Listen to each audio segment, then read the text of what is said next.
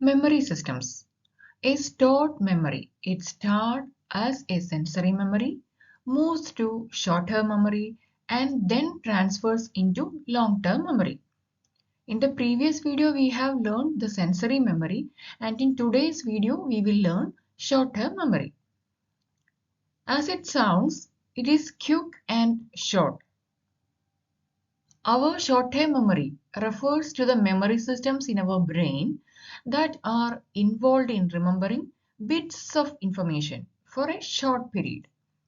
Before going to the details, please remember to subscribe this channel. Please do watch other videos in this channel and share it with students and those who love learning psychology.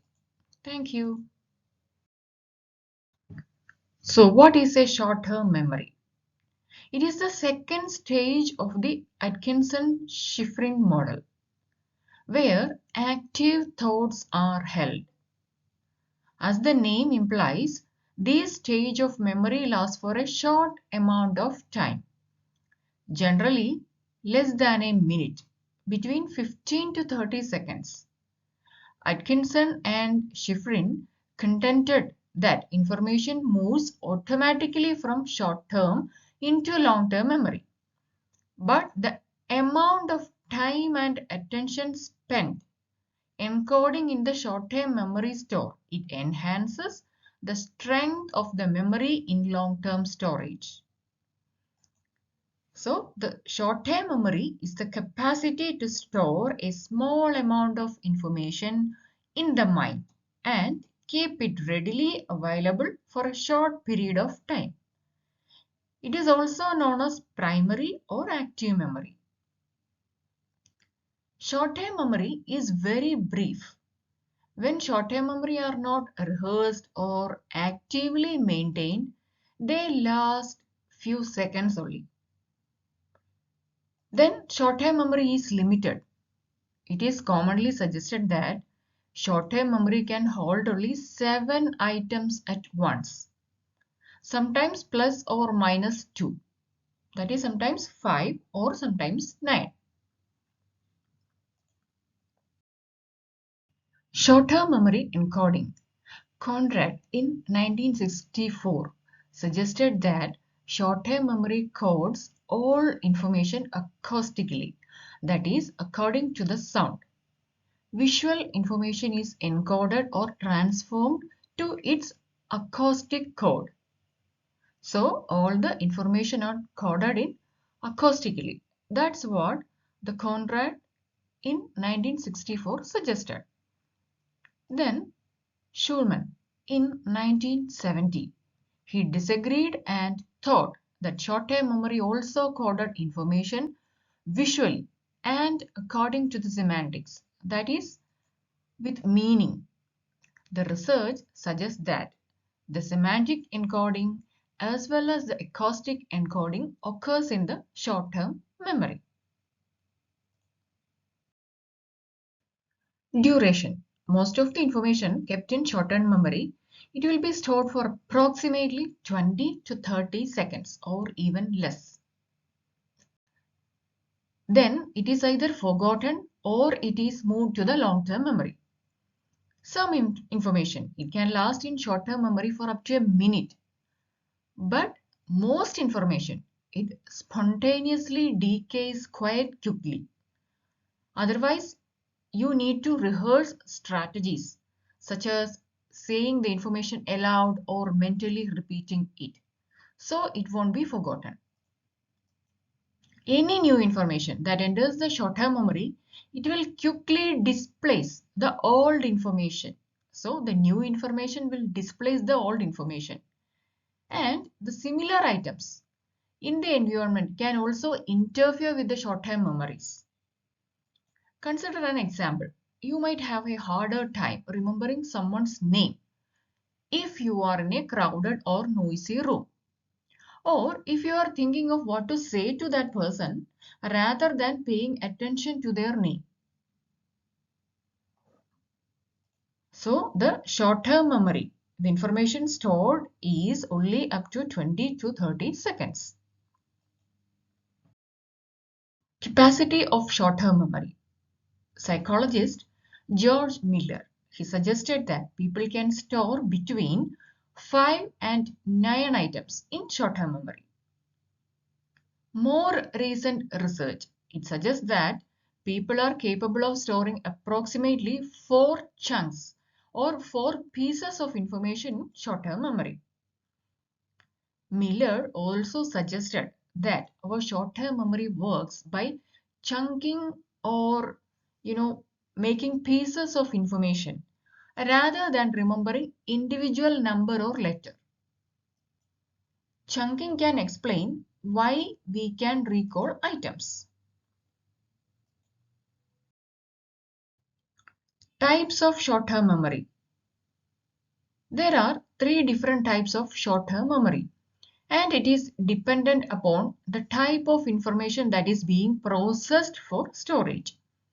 First one is acoustic short-term memory.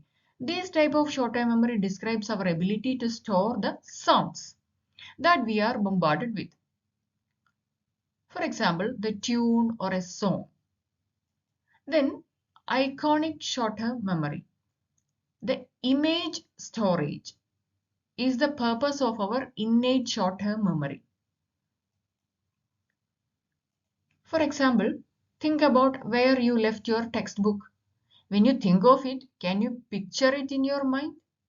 So that is the iconic short-term memory. Then working short-term memory. Our memory is working hard for us. It is our ability to store the information until we need it later. So the working short-term memory will store the information until we need it later. For example, an important date or a telephone number. Maintenance rehearsal. It can help move memories from short-term to long-term memory. We know that the short-term memory will hold the information 20 to 30 seconds. Then it is either forgotten or it is moved to long-term memory. For the information to move to the long-term memory, we need to rehearse it. For example, you might use this approach when studying materials for an exam. Instead of just reviewing the information once or twice, you might go over your notes repeatedly until the information is committed to your memory. First one is chunking. It is organizing items into familiar, manageable units. It often occurs automatically. For example, if you try to remember the string of the below 12 letters, X, O, F, C, B, A, N, N, C, V, T, M, you probably won't do that well because the number of the letters is more than the magic number of 7.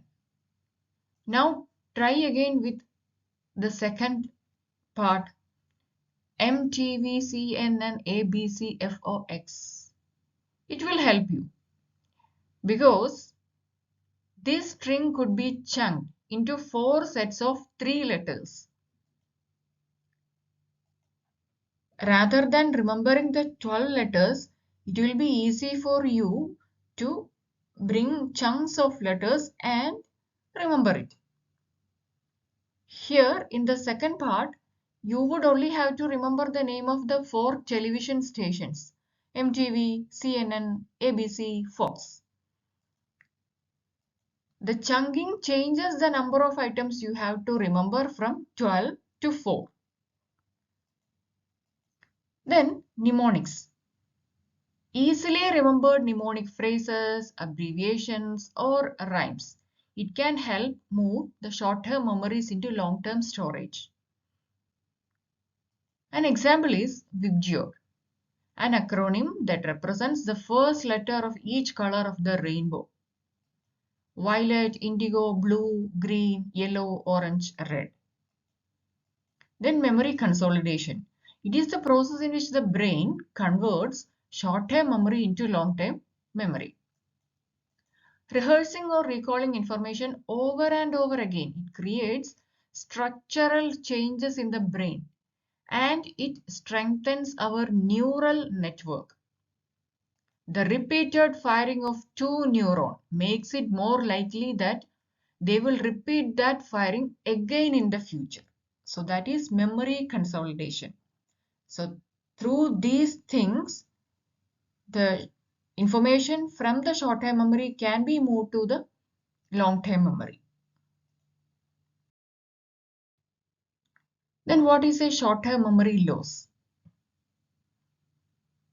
It is a short-term memory impairment when someone cannot retain information in short term, or they may forget the information they have just received. It is pretty common to occasionally experience an episode of memory loss. For example, we may miss a monthly payment, forget a date, maybe we lose our keys, or we have trouble finding the right word to use from time to time. Mild memory loss doesn't always indicate a problem, and certain memory changes are normal. It is a part of aging. The short-term memory loss, it can also be caused by other factors. For example, neurodegenerative diseases like Alzheimer's, Huntington's disease, Parkinson's disease, and dementia.